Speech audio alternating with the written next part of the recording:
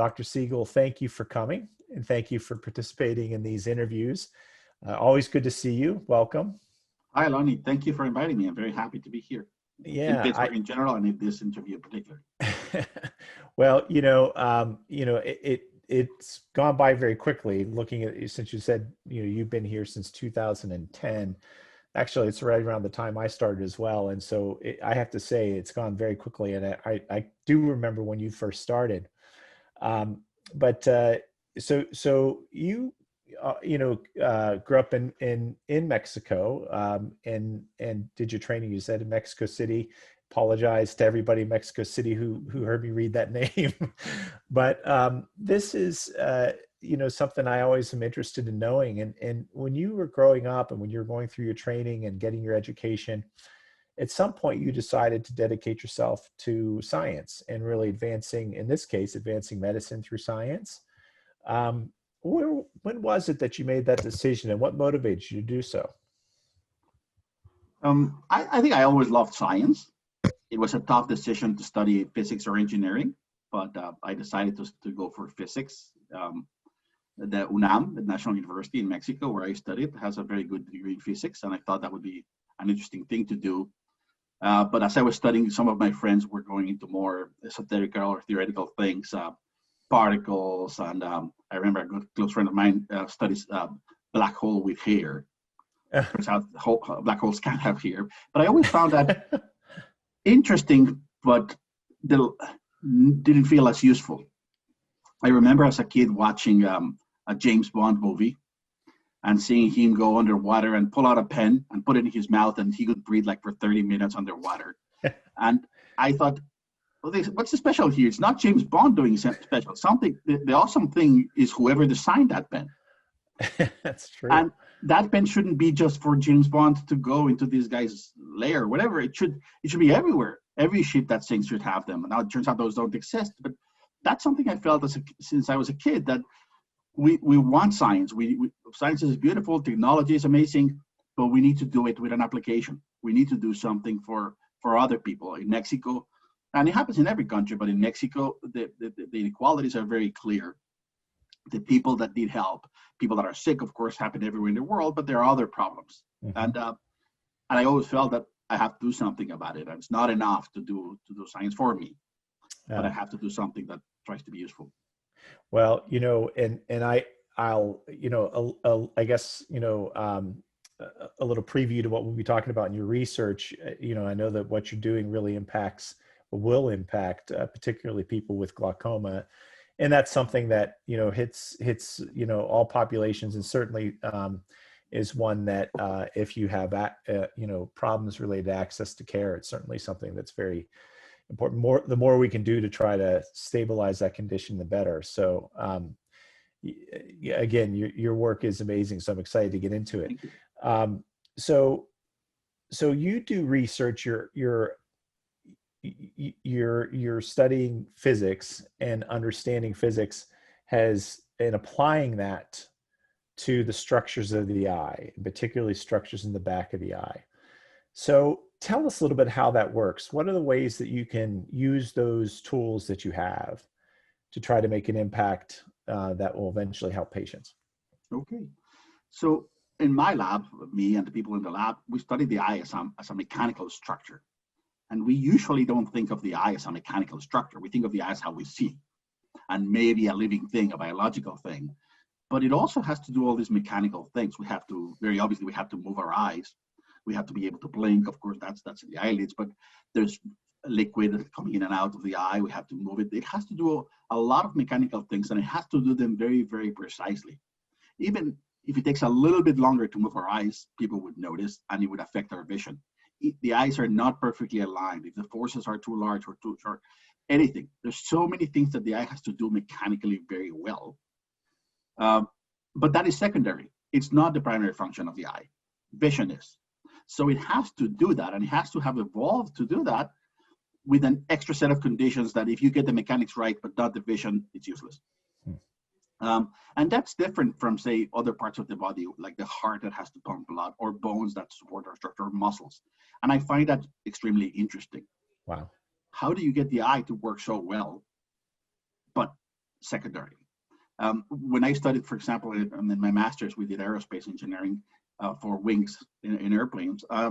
You can change the wing because that's the main thing. The wing must lift the plane, and there are different requirements. Weight, you want to keep the weight down, and you want fuel in. But the level of precision and the level of detail and the knowledge that you have of all the constraints is right there. So you can design something. But the eye has evolved to be this amazing thing that we use all the time. And a lot of the constraints and things that are happening, talking as an engineer, you don't know them. Wow. So another incredible thing of the eye is that we were born with it, and then it has to stay with us working perfectly all the time until we die for many years. And that means it has to develop these abilities to adapt. So if for some reason I'm somebody who rubs my eye a lot, then it has to adapt to that. If I have high blood pressure or low blood pressure, if something hits my eye, the eye has to be resistant, but it cannot be too hard because then it has these other problems. So we study the eye as a biomechanical structure and how does it develop? How does it work that it can do all of that? And for anything that you look into the eye, somebody has the problem that thing is not working well and they're losing vision. So by understanding how these things come to be, we can work on preventing and preserving vision and preventing disease and sometimes restoring it. So are the structures in the back of the eye, they're different for everybody? Yes, they're different for everybody, but they have similarities, of course. Our eyes are fairly similar in terms of size and the shape, but not exactly the same. Some of us have eyes that are a little longer, or a little shorter, or a little wider, or a little narrower, and those differences have an effect. So most of us can see fine, but some people, for example, need glasses. Right. So that's a fairly small correction that we can fit with glasses and focus the light in the right spot. So in a way, that's a structural mechanical thing that's also integrating with the biology. As we grow and develop, the eye eventually ends up in a shape that's not optimal, but we can correct that. And then there are other things that we don't know how to correct. So each eye is quite different, but of course we share some things, and we share some things with animals. I know that in the way that you learn to understand this and understand the different structures and how those structures either, are supporting the eye or maybe not supporting the eye enough to maintain its function the way that it needs to remain stability. I know you use imaging to determine that. And I think you brought some images with you today to show us. Would you pull those up so we can see? Yeah, so imaging is a huge part of what we do.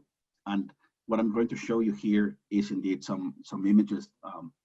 In this case, is from a section or a cut of the eye of a pig. Wow.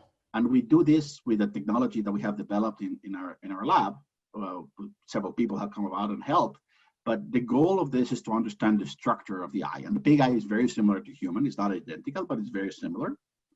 And to understand how is it that the eye can take all the forces and movements and distortions and all the things that happen to our life.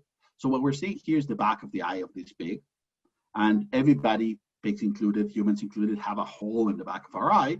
That's the hole. And that hole is for the nerve fibers to exit the eye, and those connect the eye to the brain. Wow. So the eye senses light and allows us to see, but then those signals have to be taken to the brain for processing and interpretation. And here's where they all exit the eye on their way to the brain. So what we're looking at is collagen, right? And what we're looking at is collagen. The collagen provides the structural support. Without this, all the nerve fibers are too fragile. And that's incredible. It's beautiful. So the holes actually, so all the dark spots, all the holes represent where the nerve fibers are going through. Look at that. That's incredible, isn't it? Exactly. So this is collagen, and the colors of the collagen are the direction in which it's organized. So some collagen fibers go like this, and some other collagen fibers go like that. And in all those dark holes is where the nerve fibers are exiting. So the fibers are there, we just can't see them. And we do this to understand how is it that this collagen provides the support to these nerve fibers.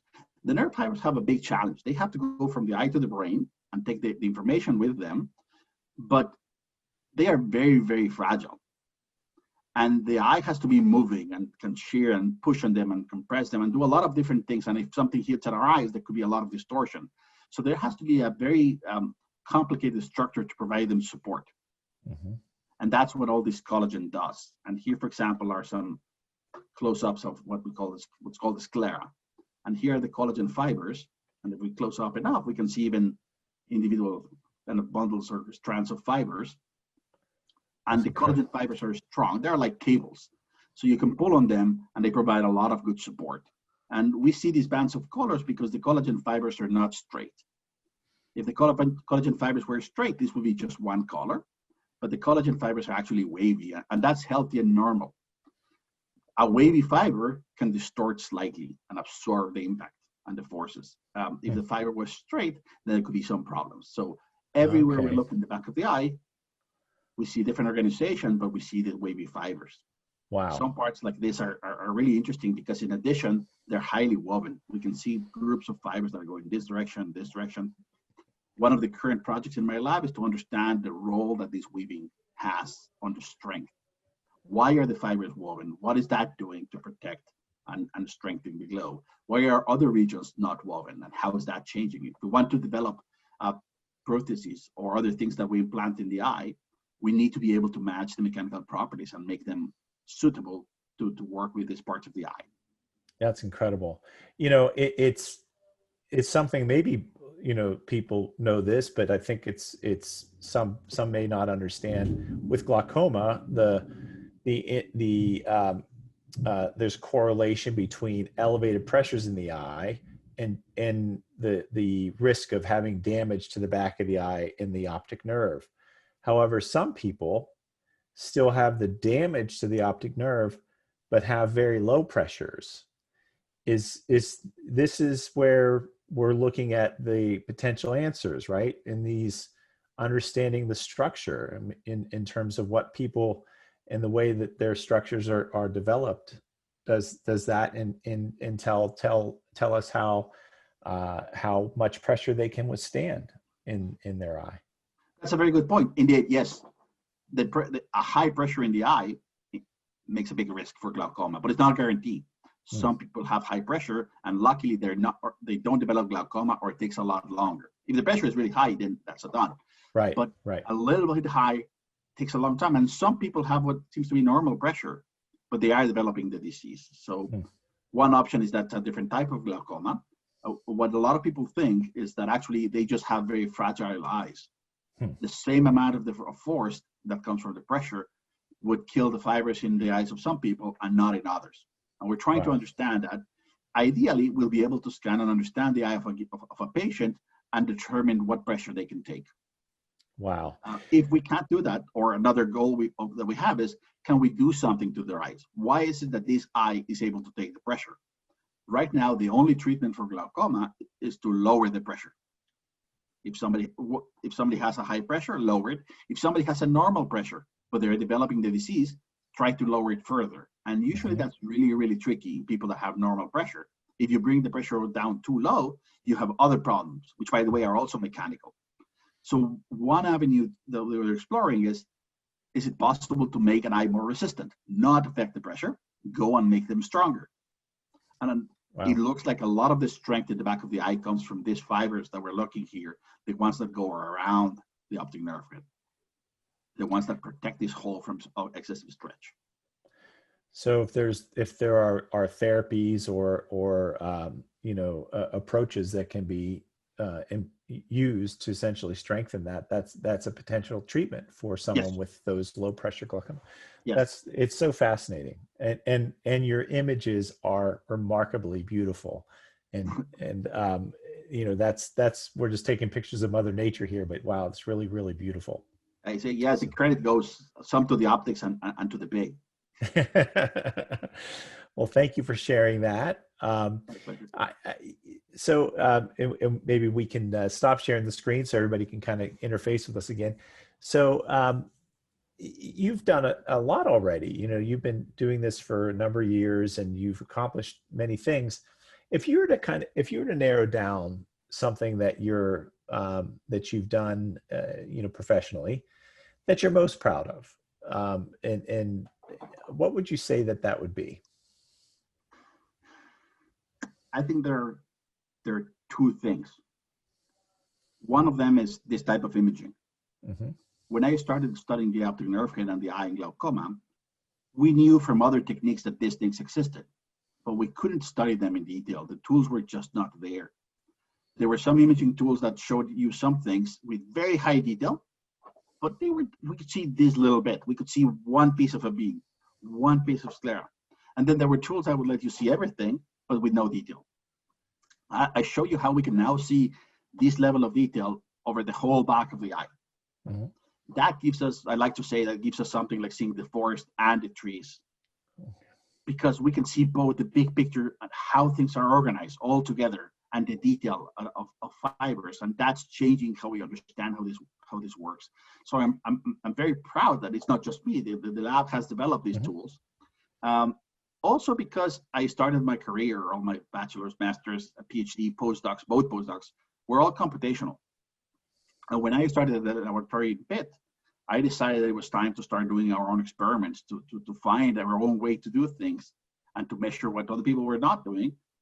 So I'm proud also that we have developed those. Oh.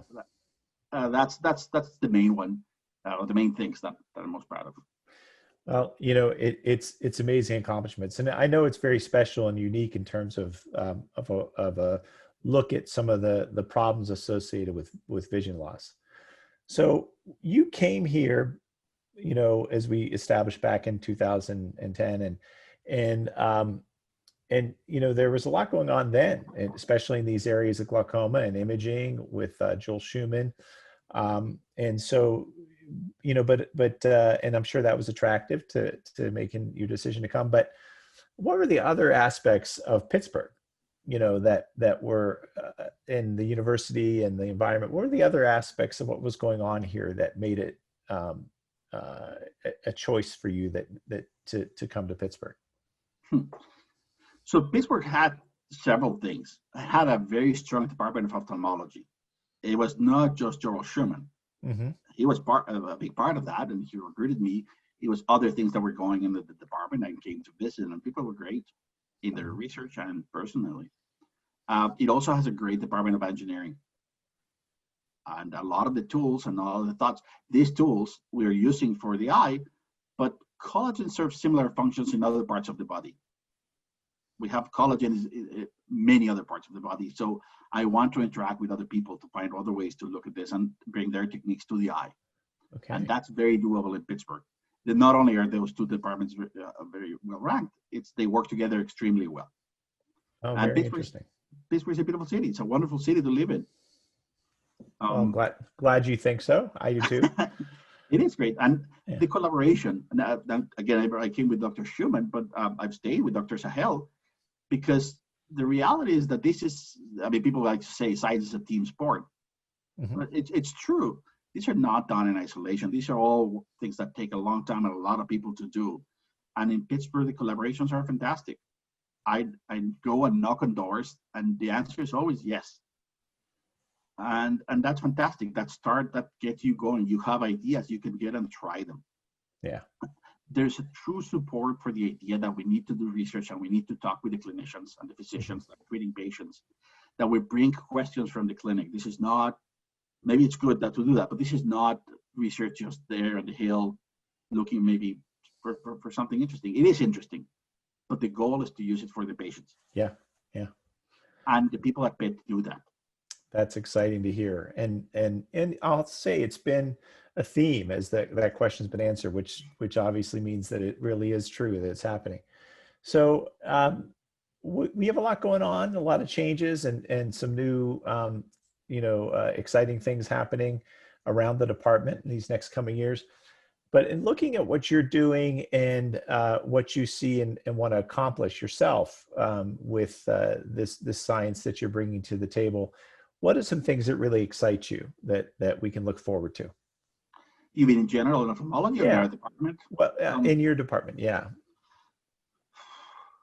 Well, the move is going to shake the proximity to things and the people that are there.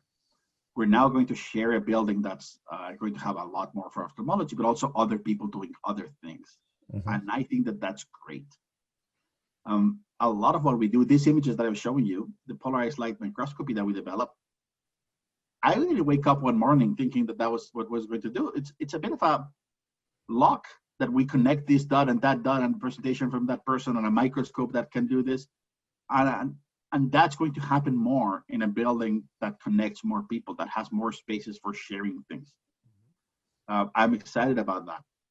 I'm more excited of that we will be able to continue doing what we do, but the most exciting part are all the things that are going to happen that I don't know about yet.